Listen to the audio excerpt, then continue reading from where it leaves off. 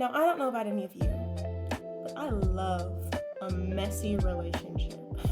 Like, they're correct factually, but the vibe is off. But I'm a little bit attracted to stupid people. So, if you're a little bit attracted to stupid people, this might be for you. Hello.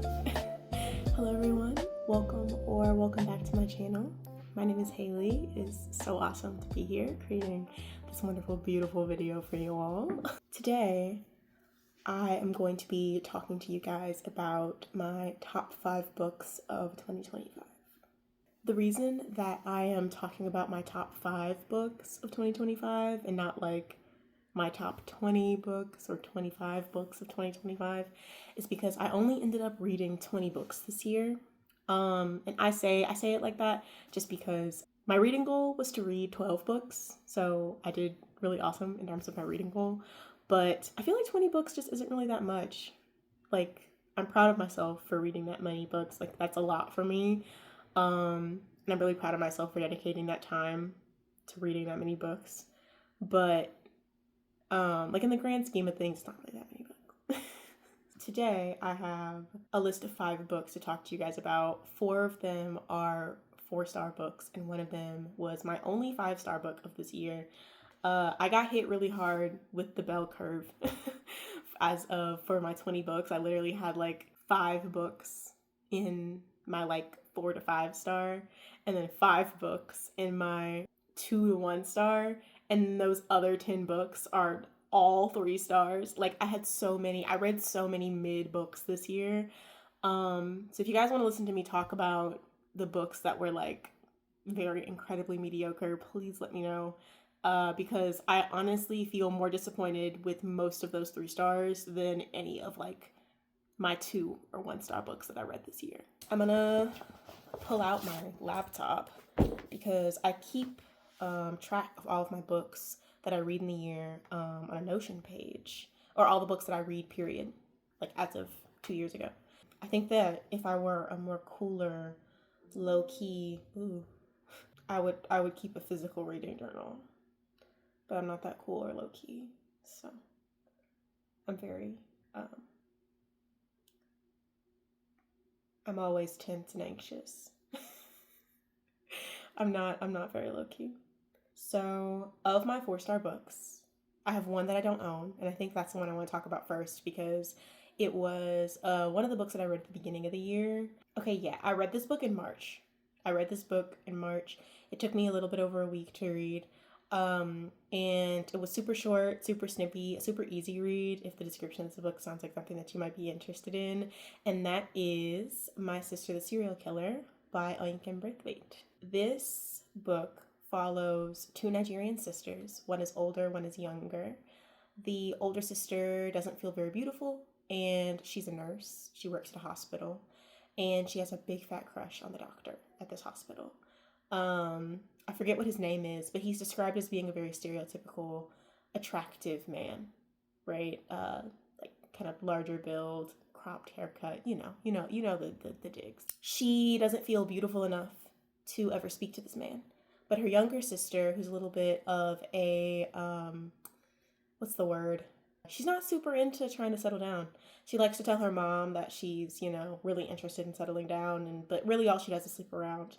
But a recent trend in this younger sister's life, she's been accidentally killing her boyfriends.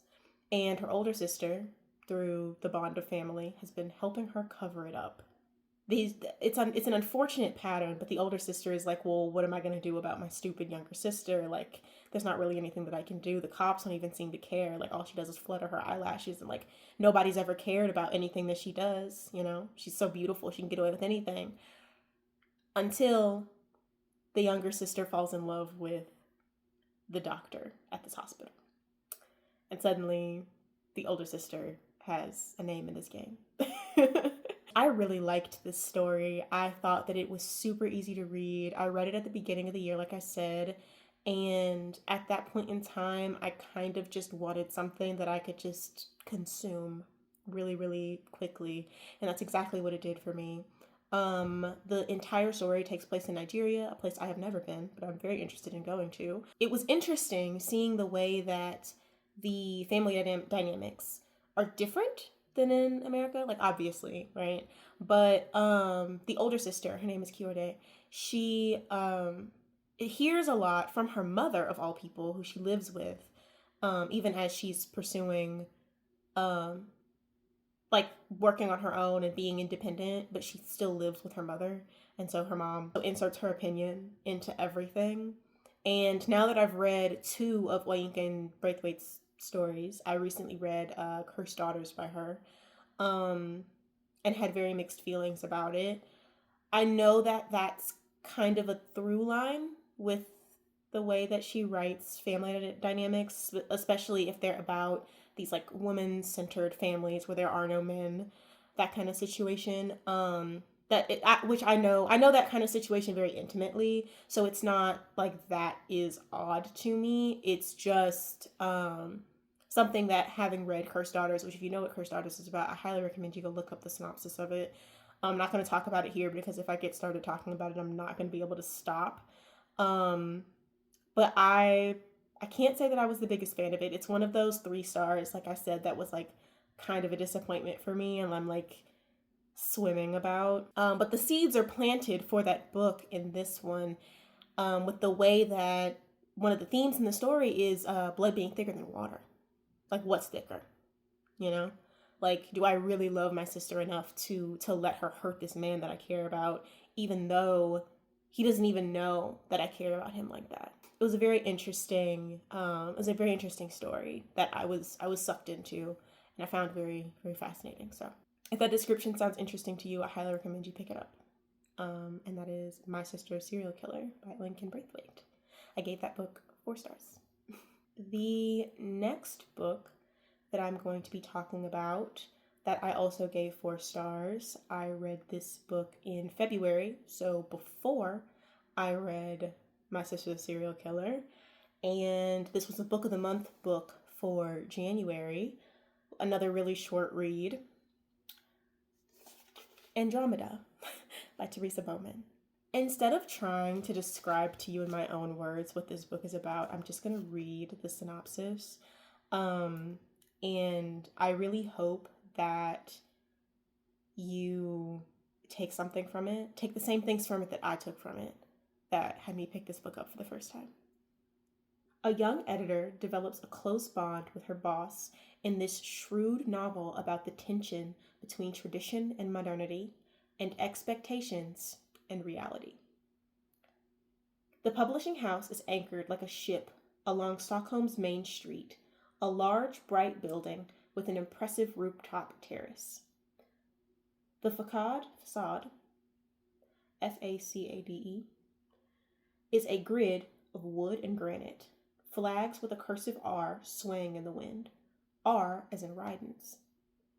A young woman starts as an intern at this venerated institution, and over many years gains more and more responsibility for its authors and books, all under the provision of Gunnar, publishing director of Andromeda, the most prestigious imprint behind the finest literature. Over time, their relationship transforms into something neither of them can truly define, perhaps built on mutual trust. Or is it something else? Now, I don't know about any of you, but I love a messy relationship. I love an age gap. I love whenever people don't know what in the hell is going on. There was another book of the month book that really caught my eye that I regret not getting, that was following a college student who was writing their dissertation on the infidelity and relationship drama between the professor and the professor's wife. Like, the most fascinating things, right? And like, these are the kinds of things that I like really, really like to read about, because it just says so much about it's a very interesting character study. I like to see the way that authors break that kind of thing apart. I think that Miss Bowman did an excellent job here. This book was translated from Swedish, and you can kind of tell. I think that was the only thing that I didn't like, was the that you could tell that there were words in English that just don't hold as much substance as words in Swedish. And those Swedish words would have been better, like they would have held more meaning. But other than that, I really liked this story. It's split into two parts. The main female character, she has a name, but it's not said very many times. And I think that that's a really pointed and intentional piece that I really liked about it. Almost as if to say that she kind of loses herself within the process of falling underneath Gunner's wing and learning from him and growing with him in a direction that she probably, I don't want to say shouldn't, because that's like my personal opinion. I don't think that she should have. I think that, not to spoil or anything, but Gunner absolutely grooms her. But I really liked it. The second half of the story is interesting in a different way than the first half. The first half is kind of, as the reader, following the reasons why Gunner is maybe not the guy that our main character thinks that he is. But she's so blinded by just being interested in the publishing industry and wanting to get her foot in the door at a publication that she really loves, which I think that anybody with a degree, getting out of school and trying to get into the workforce with like dreams and ambitions, exactly what this is like.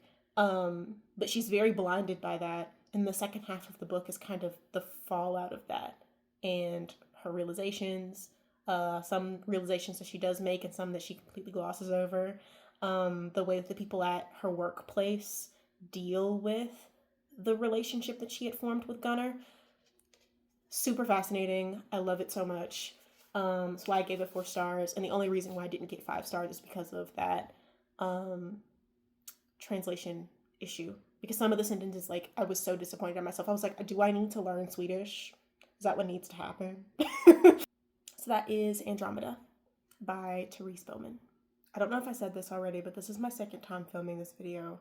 I filmed it for the first time on a camcorder that Windows 11 no longer supports the file type that the audio files on that camcorder record them in.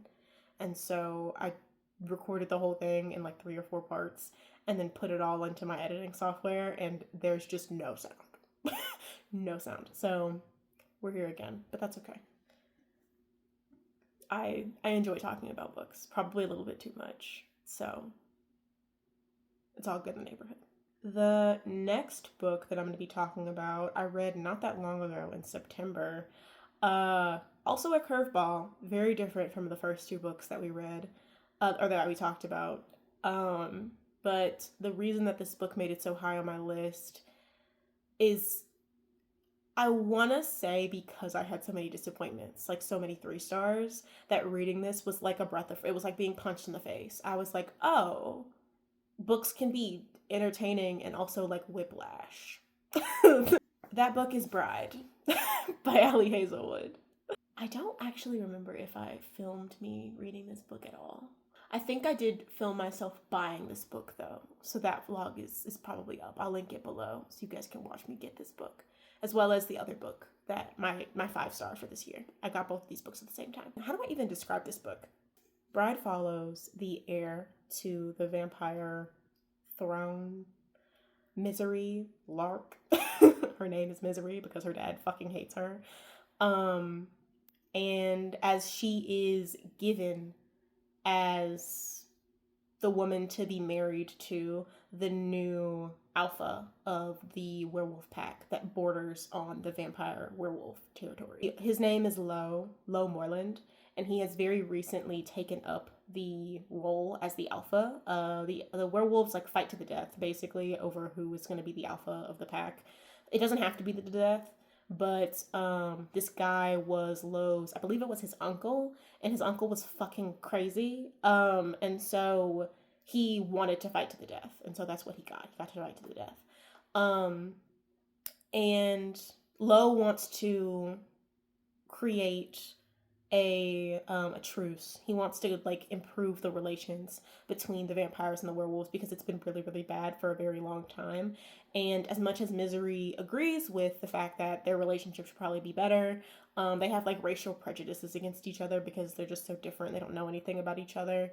But the real reason why Misery is getting married to this random werewolf that she does not know is because her best friend / sister, she loves this woman so much, this is her sister, her name is Serena. The second book in the series, it's right here. Mate, is about Serena. Serena goes missing, and Misery is losing her mind. She's like, I need to know where my sister is. I don't know what's going on. I miss her. I need her, right? And so the only clue that she has about where her beloved sister has gone is the initials of this alpha that she's about to get married to. Yeah, so she's investigating this. She's like very in it. But vampires are nocturnal. So she sleeps during the day and she's awake at night, and she is trying to figure out what happened to her sister while also being married to this werewolf guy. So it's very interesting. I really liked Misery. I have this thing where I really like Ali Hazelwood's women. Her female main characters are always just so interesting. They're right up my alley.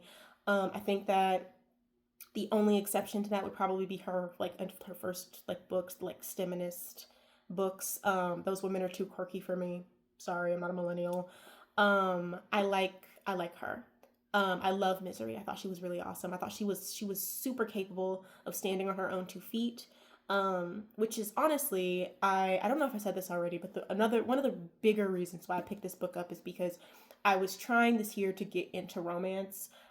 It was not a successful venture, but I'm still working on it. I'm reading a romance right now where I'm trying to figure out what I like and what I don't like, because there's just so much within that genre, so that I'll be able to find a book on my own that I'll actually enjoy. I think that one thing that the romance genre just in general does really, really well, because the books are mainly catered towards women and written by women for other women, about women who are interesting and do all of these awesome things, is that there's such a wide variety. They're the women in romance novels are Barbie. They can do anything, they do everything. They have all of these beliefs, they go through the most, but they always come out on top. And I love that. That's so comforting, to know that there's an entire genre of books written very largely by other women for other women to read, that center women being loved. I think it's so awesome. But I think that Ali Hazelwood, and specifically Misery and Bride, and I think her name is Rue in Not in Love. Loved them. I think they were super interesting characters.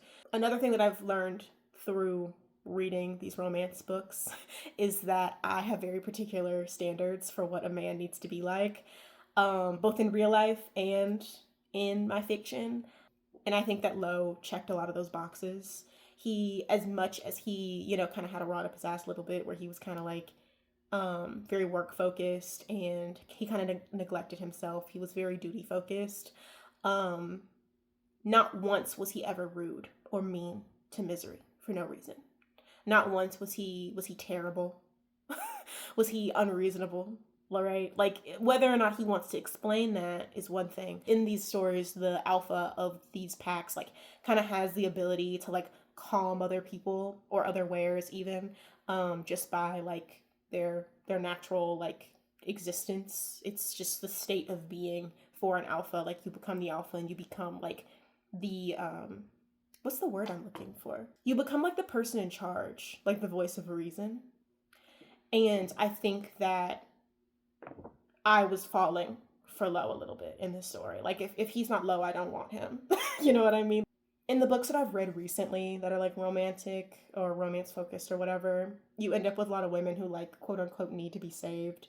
But the man does so in a way that he's helping her save herself, basically. I think that was in really well in Bride.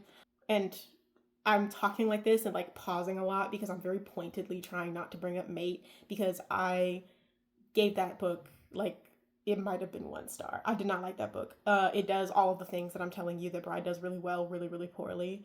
Aside from Serena was a really interesting character. Other than that, can't recommend that book. I posted a whole video about it. I'll have to link that one somewhere so you guys can watch that one.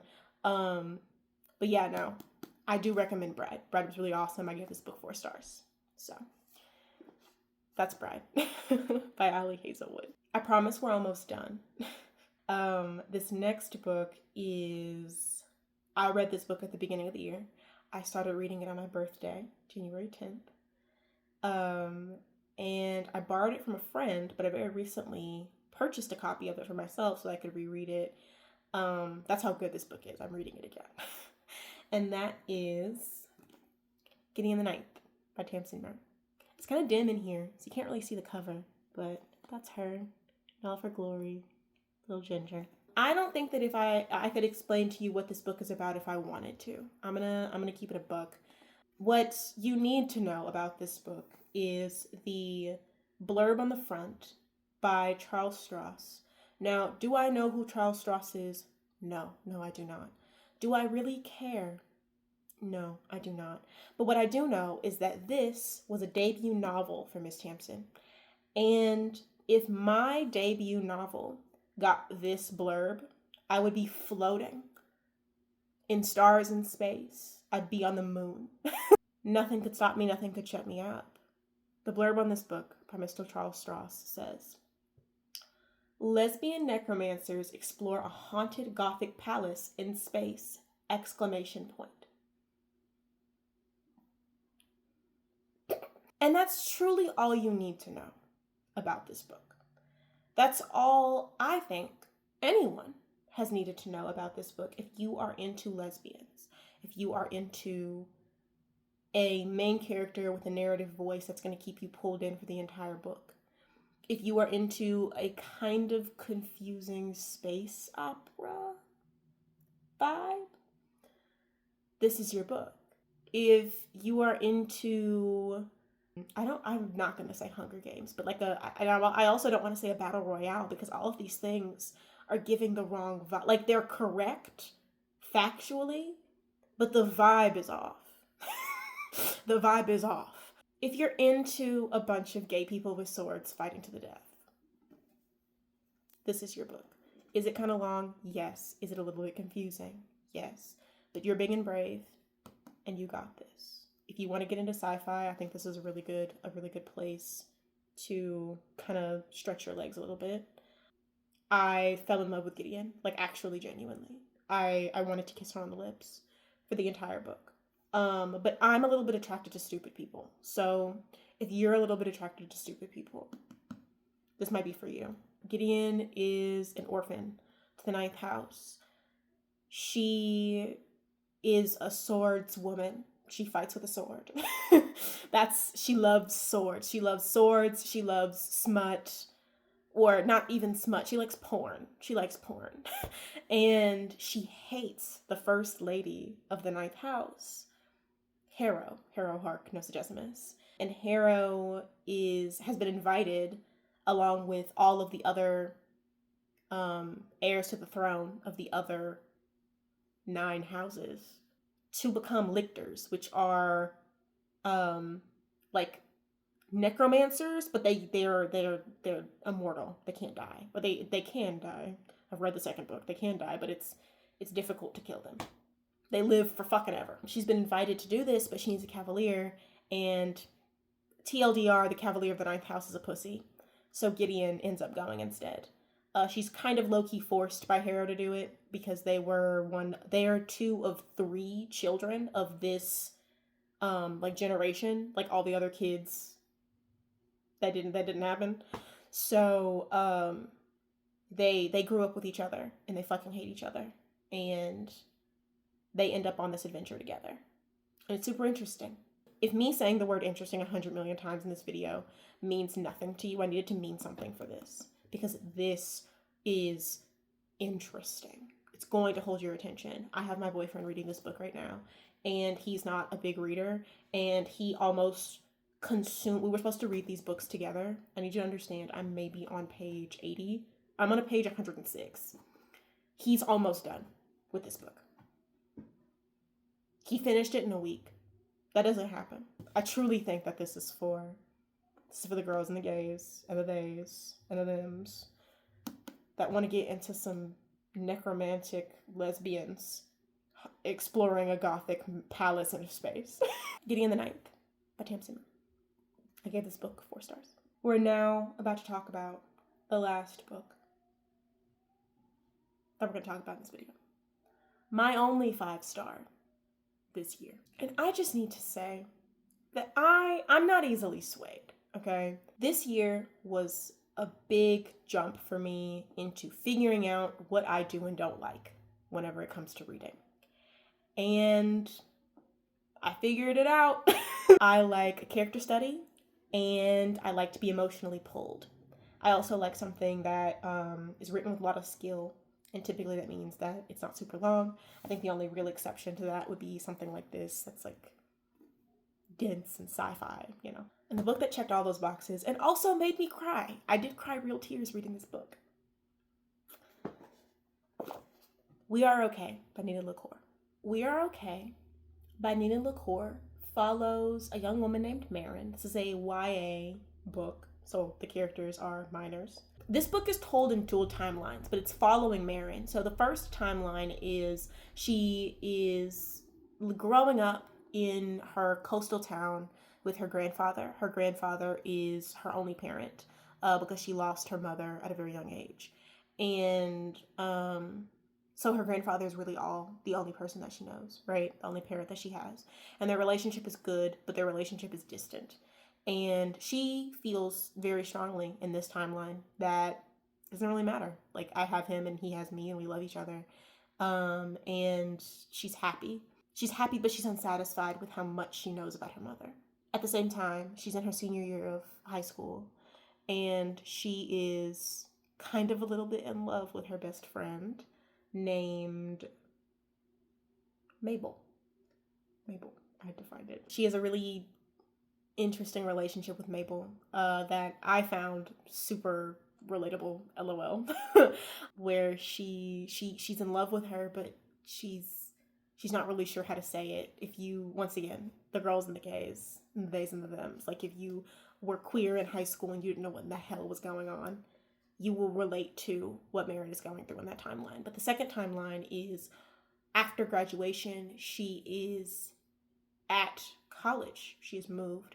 It is a snowy somewhere in the Midwest, and she feels lost. She left with her phone, her wallet, and a picture of her mother. And something happened. Something happened between those timelines that we don't really get to know about until near the end of the book, so I'm not going to talk about it. But God, did it pack a punch. God, did it punch me in the face. Oh my God. And there's not very much that happens in this story aside from how she handles her relationship with Mabel and the ways that falls through, the way that she builds it up and breaks it down. She's self-sabotaging. She's the best word that I can think to use is grief. She's grieving. It's fantastic. And I think that the reason that it's so fantastic, because I think that if the story was written by someone else, it would have been boring. Nina LaCour's writing style picked me up and carried me away. Truly. She has such a skill, a narrative voice. I've been like scouring the internet for another book to read by her because after reading this one this year, like I feel like I just need to read another one. But yeah, this book packed a punch. It was really, really good. And if you want something that's going to make you feel, and also something that's a little bit queer and a little bit coming of age and a little bit dealing with the hardships of life and growing up and handling your relationships as you figure things out, I highly recommend We Are Okay by Nina LaCour. Okay, that's it. Those are all the books. Those are the 5 books that I wanted to talk to you guys about today. Thank you so much for your time. Thank you so much for watching. Thank you for a wonderful 2025. This year, I kind of stumbled headfirst, like fell forward into doing YouTube, which is something that I've been wanting to do for, I don't want to say my entire life, but for almost 10 years now. I grew up as most of like the people within my age range. I'm 22, so if you are also in your 20s, you probably also grew up on YouTube. I've always had such a fascination with doing how people like express themselves through video. I think it's really fun. So, and I've been really enjoying doing it. This is the first time in my life that I've actually like really put effort and energy and attention into doing things creatively and doing things creatively publicly. I have a tendency to be afraid of what other people have to say and what other people think, and how other people interact with my content. making my art into content. I'm trying my best here. Thank you for hanging out. I'm so glad that I took this jump, and I'm glad that you guys are here with me.